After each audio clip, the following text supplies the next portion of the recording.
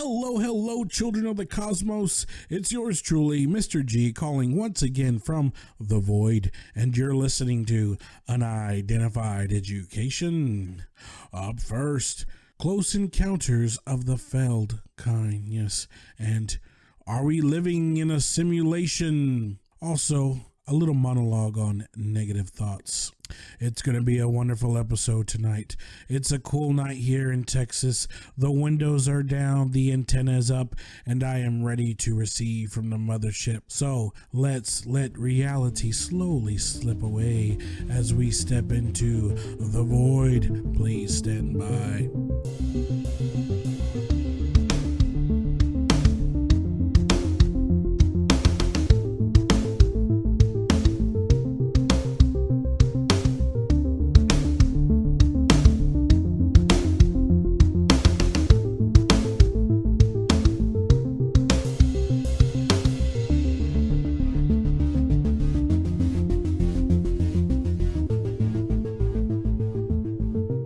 I was perusing through the interwebs, and I found what is arguably the worst UFO encounter I have ever seen. The video shows a UFO being shot at by an unknown military with anti-aircraft weapons. Let me pull it up here. Wait, I'm gonna need an expert on this.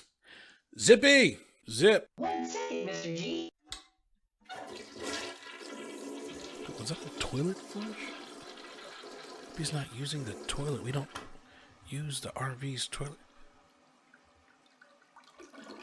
Zippy, did you use the RV's toilet? Negative. I was just upgrading the time circuits. No, Zippy, I upgraded the time circuits last week. Well then, yes, I did use the toilet. You know what happens when we use the RV's toilet?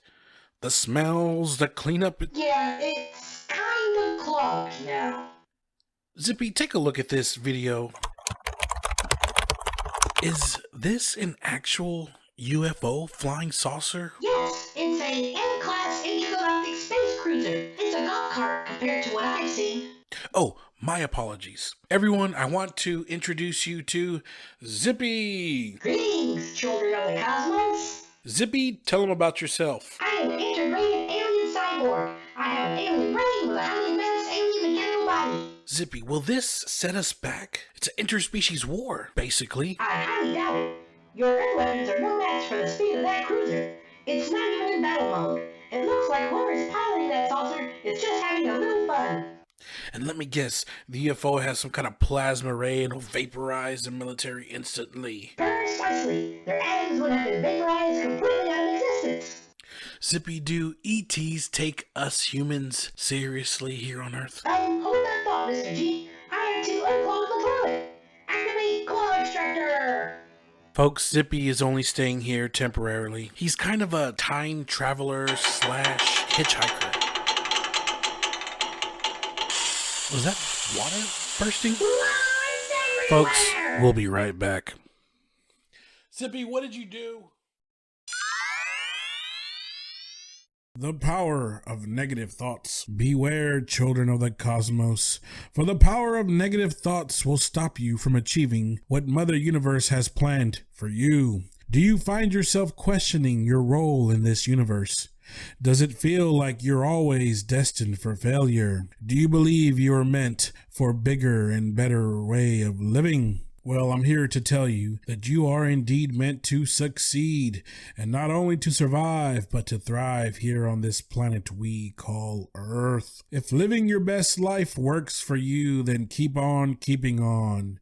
For those who struggle and want more, keep listening. Thinking positive is a skill that must be learned. In life, we are exposed to certain outcomes that will change our life drastically. We feel as if it's an uncontrolled event that will take place with or without our consent. By not knowing what or how the event may take place, we tend to overthink or worry, which can lead to negative thoughts. Negative thoughts are powerful because we make them so. Haven't you heard the saying that our mind is a powerful weapon? Well, if we're not careful, we can use our mind as a weapon on ourselves. Unknowingly, you may be self-sabotaging your own life with negative thoughts. And like many bad habits that we may pick up, thinking negative is one of them. Negative thought patterns are easy to achieve, but very difficult to break away from. When we worry, we are thinking of negative scenarios that haven't even happened yet. We already have predetermined an outcome based on negative thinking. Negative thinking is contagious, and it's easy to attract and be attracted to others that have these similar thought patterns. So how do we prevent this type of thought pattern? First, we must realize that changing our thought pattern is key. Thinking positive and controlling your emotions will help. Have a plan in your head. Determine the possible outcomes. Prepare for the worst, but hope for the best. Learn from your past experiences. This way, there will be less of a chance of being blindsided. Staying in one spot, in one state of mind is unhealthy. Go for a walk and clear your mind. Think of positive outcomes. Believe this will happen. Encourage others around you to think the same. Find your path and keep to it. Being lost will only make things more difficult. Seek guidance from others who have experienced your situation before. Have a clear mind and spirit, or have faith in higher powers. Remember, you are meant for greater things. Be open-minded, have confidence in yourself, and be ready to face any change that awaits you. Don't be alone. Have peer support from family and friends. Keep practicing positive thought patterns, and Mother Universe will do the rest. Be well, children of the cosmos.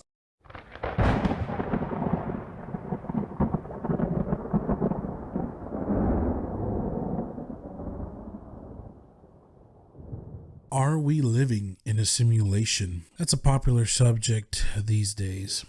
I mean, it's not going to be like The Matrix. The Matrix was a perfect simulation. People didn't even know they were in one.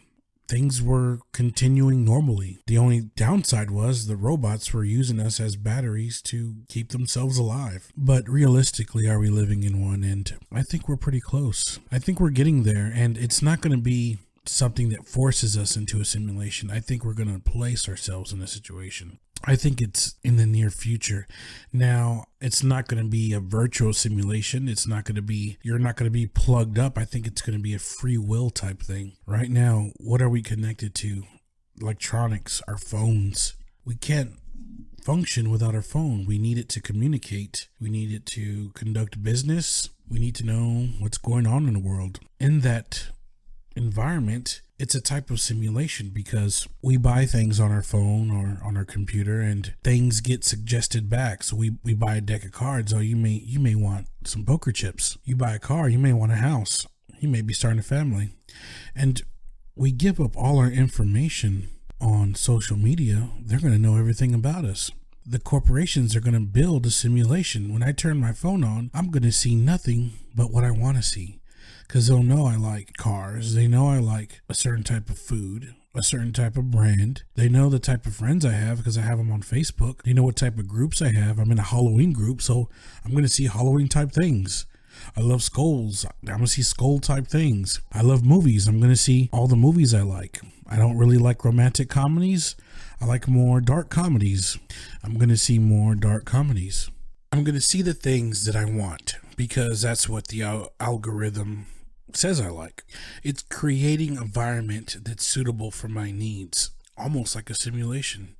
It's going to refer me to products that I bought previously and suggest the things that I would like. You know, these companies get something out of it. They get information. Information is a type of currency these days. It's a type of currency that because they know that we're going to buy that, we're more likely to buy that certain product. So our social media is bombarded with things that we like or bought or possibly will like, judging by our social media account. And in essence, they're creating an environment, a simulation. And if they take it a step further, once they create a good prototype of Google Glasses or something we can take and visually see, well then we're going to be definitely living in a simulation because we're going to see ads pop up on our screen in front of our own eyes. We're never going to take these glasses off. We're not going to even need TVs anymore. Everything will be displayed through these glasses. Our world, we would see things that we only want to see. We're going to hang out with friends that we chose on our social media. It's going to be simulated. In essence, we're living in a simulation. Just like when you used to catch a bug in a jar, we knew it needed air to survive, so we poked holes in the top of the lid, and we put grass to simulate its surroundings and little twigs and some water in there. Eventually it died because we could only keep it alive for such a long time. So in essence, it's the same thing. It's going to be hard to break out of the simulation because we rather live in this simulated world, a world that we create. Right now it's in its infancy, so we kind of go with the flow.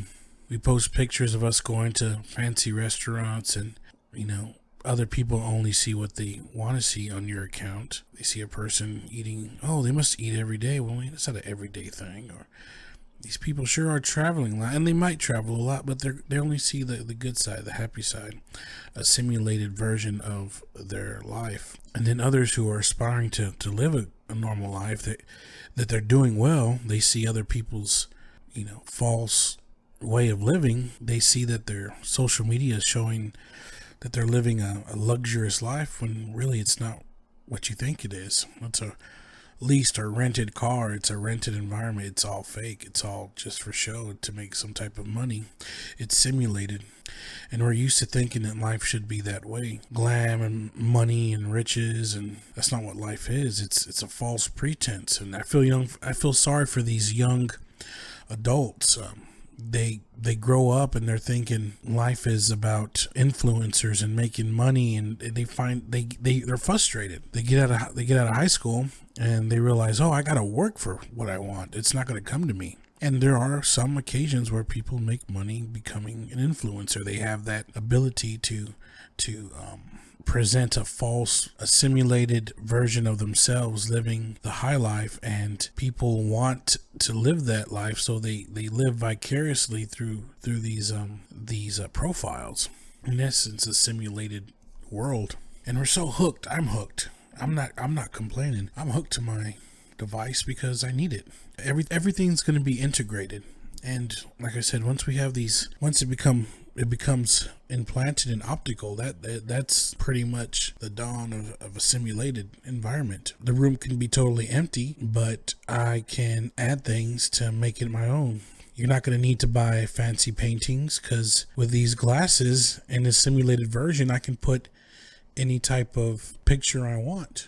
It's going to be one-dimensional, but it's going to be there. It's going to appear to be 3D. I can decorate a room. One day I can have green walls. One day I could have red walls. One day I could have the Mona Lisa. It's all going to be simulated. We're going to live in a simulated environment because we want to, because we choose to, because it's visually stunning. It's visually, or absorbing it visually, and it's going to become normal. And then eventually it'll get even better, where we'll be connected with wires, and we'll enter a virtual world where everything around us is catered to our needs. The future, hopefully it's bright. Hopefully the ones who want to live in this simulation can. The ones who choose to live in the real world can also do the same. I've been tempted to buy an ebook, and I've been tempted to buy the Nook, but there's something about touching the book, the smell of the pages, especially if it's been used, like an old library. You remember those things?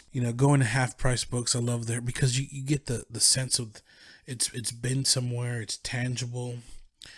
And granted, when you have a Nook, you can download and pay at a cheaper price thousands of titles. It has its pros, but it has its cons, but I still want to get one, because the screen looks more like a piece of paper. But it's good to have in case you want to have those rare volumes of something, and you never know, things might get really bad. Hopefully not. Let's think positive. I'm going to talk about negative thoughts later on in the show, but hopefully things get better. Hopefully we can use the simulated technology for people who are down and depressed and or far away from home, and they can be with their family through this type of visual simulation. So there are positives to this simulation debate. I just want it to be like Tron. Now, if there was a simulation where I could live in a world like Tron, it was dark, but it was still cool. There was no sun. It was just like computerized, and the lights were almost like black lights, and techno music going, and that'd be pretty cool. I wouldn't want to live forever, but I was thinking of a Tron type environment. That'd be really sweet. But it would cross the line if I was being deceived, if I was meant to not distinguish the real world versus the simulation. Technology will get better. It'll cater to our needs, and we're just going to let it. And I think we just have to go with the flow. We can't fear technology. We can't fear change. I just hope they invest more in science and we get to have like an awesome moon base, because as soon as we get a chance, if I had the money, I would definitely visit the moon and leave Earth for a while. They say you have a better appreciation when you're viewing Earth from the moon. And then you could hop to Mars, and then I think they want to hop to Saturn after that.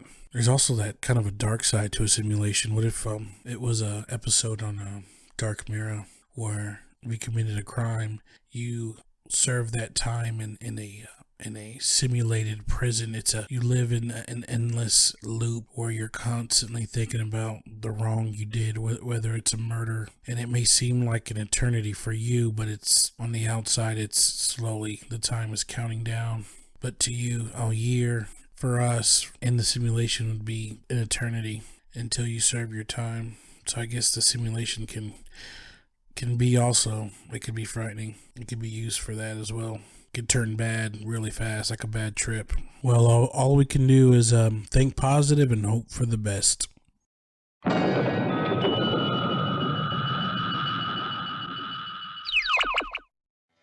Well, everything's flooded, so I guess this is the end of the show. Bye, everybody.